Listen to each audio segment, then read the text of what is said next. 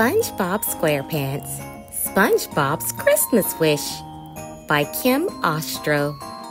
SpongeBob creeped quietly to the door of Sandy's tree dome. Ha! I'm gonna get that Sandy with a super sneaky karate move, said SpongeBob. He peeked through Sandy's window just as she was about to plug in her Christmas lights. As soon as the tree lit up, SpongeBob shouted, "Fire! Fire! Don't worry, Sandy, I'm coming." With that, he burst through the door and poured a bucket of water on her head. "What in the name of Alamo is wrong with you, SpongeBob?" she asked. "I guess there's no fire," he replied sheepishly. "Haven't you ever seen a Christmas tree?" asked Sandy. "Christmas who?" SpongeBob asked. "Is she a friend from Texas?" So Sandy sat down and told SpongeBob all about her favorite holiday. She told him about the toy-making elves and flying reindeer, about baking cookies and hanging stockings, and best of all, she told him about Santa Claus. SpongeBob ran to the Krusty Krab to tell his friends about Christmas. "And everyone pretends to like fruitcake," SpongeBob reported. "But the best part is that you can write a letter to this guy Santa Claus. You just tell him what you want and he brings it to you." "I don't know about you, Loopers," said Mr. Krabs, "but any feller who is giving away free stuff is a friend of mine." "That's the spirit," cried SpongeBob. "Here's some paper. You can all get started on your letters." Squidward rolled his eyes. I can't believe anybody would celebrate a holiday where a jolly prowler breaks into your house and leaves gifts. "Come on, Squidward. Write a letter," begged SpongeBob. Squidward shook his head. Grow up, would ya? No one's going to give me a gift just because I write him a stupid letter. Patrick was trying to write his letter, but the paper kept ripping in half. SpongeBob showed him how to do it. "Dear Santa," SpongeBob wrote as he began his own letter. "What do I want for Christmas, you may ask? All I want is for you to visit the gentle folk of Bikini Bottom. That is my wish." Later that day, SpongeBob showed Patrick his invention for sending letters to Santa. "See, Patrick? You put your letter in the bottle, stick the bottle into the machine, and then fire in the hole," he shouted as the bottle shot out of Bikini Bottom and up to the surface. "Neat," said Patrick. "Send mine." "What did you wish for?" asked SpongeBob as he loaded Patrick's bottle. "Another piece of paper," Patrick said with a sigh. Soon, everyone arrived with their wishes tucked into bottles. "What did you wish for, little girl?" asked SpongeBob. "Front teeth!" She replied hopefully. "I need a new hairstyle." "I could use a new hat. I'd like a glass of water for my teeth." Then, Squidward pushed through the crowd. "What's your wish?" SpongeBob asked him. Squidward scowled. My wish is that the people of Bikini Bottom will stop paying attention to the ridiculous dribble that is constantly streaming out of this dunderhead's mouth. "Gee, Squidward," said SpongeBob smiling. "maybe Santa will bring me a dictionary so I can understand what you just said." Now that we have summoned Santa Claus, SpongeBob announced, "we must ready ourselves for his arrival." everyone cheered.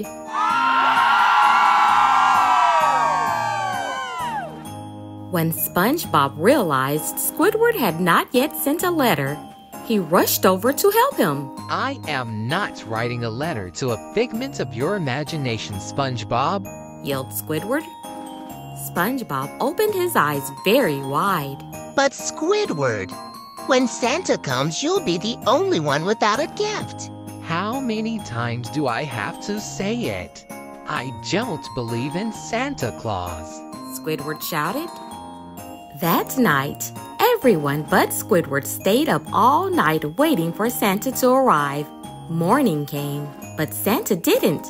"Hey, where's Santa?" asked the little fish. He should be here any minute, said a very tired SpongeBob. Thanks for the lies, Mr. Fairy Tale, said a big fish. One by one, they all left SpongeBob standing alone. Where's your Christmas spirit? SpongeBob shouted after them. He's probably just running late. Yeah, he probably just stopped for a sandwich, said Patrick, trying to help. When Squidward woke up that morning, he looked out his window. He didn't see a single sign of Santa Claus. Merry Christmas, said Squidward as he danced around SpongeBob laughing. You were right. This is a stupid holiday, cried SpongeBob, sticking his head in the sand. But I still want you to have this. SpongeBob handed Squidward a neatly wrapped box. I made it for you so you wouldn't feel left out when Santa came, said SpongeBob, his eyes filling up with tears. Gee, I don't know what to say, said Squidward. You're welcome, SpongeBob replied. He cried all the way home. It's probably a jellyfish net, or an old Krabby Patty, or his favorite underpants, said Squidward as he unwrapped the present. When he opened the box, he found a clarinet made out of driftwood, with his name carved into it. Squidward pressed a button and 3 little Squidwards popped out and played music. Wow, I feel horrible. What have I done to poor SpongeBob? Squidward looked out the window and saw SpongeBob crying as he took down his Christmas lights. All of a sudden, Squidward had a brilliant idea. Ho, ho, ho! Shouted Squidward from his roof. Hello? Who's there? What? Show yourself, said SpongeBob as he spun around looking for the source of the voice. Up here, you dunce. Merry Christmas, little boy, said Squidward. SpongeBob looked up to the roof and his eyes popped wide open. Could it be? He asked. Yes, it is I, Santa Claus. Ho, ho, whoops, said Squidward as he tumbled off the roof and landed flat on his nose. SpongeBob was so excited that all he could do was run in circles screaming, You're All right now, take it easy, said Squidward. I knew you would make it, cried SpongeBob. Where's your big belly? Squidward had to think. That's the result of, undersea pressure on my body. Where are your reindeer? SpongeBob asked. And your flying machine? Squidward had to think fast again. I loaned them to the Easter Bunny. And what about that nose? He added, honking Squidward's long nose. I knew you were supposed to have a big one, but that thing's gigantic. All right, said Squidward, annoyed. I'm Santa. SpongeBob hugged him tight. This is the greatest gift you could have given me. Thank you for bringing Christmas to Bikini Bottom. Squidward looked into SpongeBob's big teary eyes and said, I didn't bring Christmas to Bikini Bottom. You did. I did? Asked SpongeBob in disbelief. Just then, a little girl fish walked up to Squidward. Do you have a present for me, Santa? She asked. Just a second, said Squidward. He looked around his house for something to give her and ran back outside with a wrench. Thanks, Santa, she said, delighted with her gift. Huh, said Squidward, shrugging. that almost felt good.